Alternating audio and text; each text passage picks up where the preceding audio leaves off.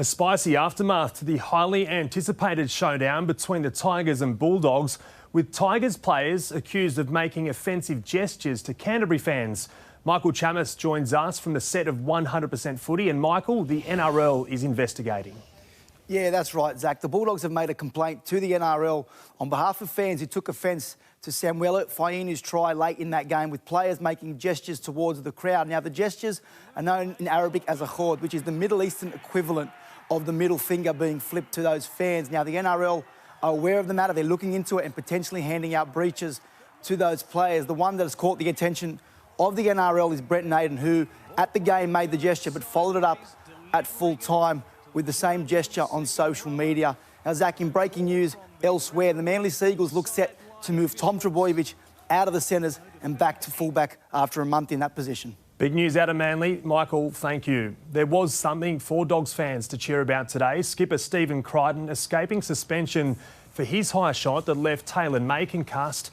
The news, not so good for Alex Seyfarth. The Tigers' back rower is facing a 3 to 4 match ban for his high shot on Harry Hayes.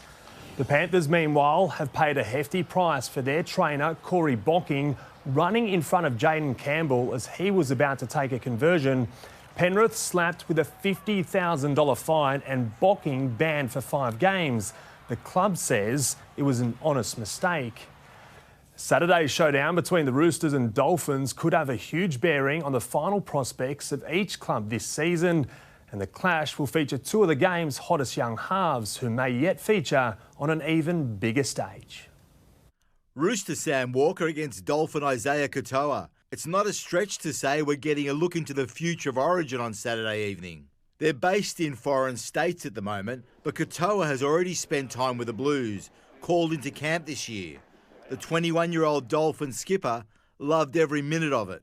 Yeah, it was awesome to see, I guess, in person how some of them worked. I didn't know any of them before going into that camp, so getting to see how they worked, how they trained, little things like what they're saying in and around the team meetings and stuff was pretty awesome. As their top 8 quest continues, Katoa is hoping his Blues experience will benefit the Dolphins. When you go into those camps, especially as a young kid, you just want to be a sponge and learn as much as you can, and hopefully I can bring some of that back to the boys here, because it's only going to put our club in a better place and my own playing career. Walker schemed the Roosters to a victory over Manly on the weekend. They're 2 competition points behind the injury-ravaged Dolphins. It's pretty much a 4-point win for us.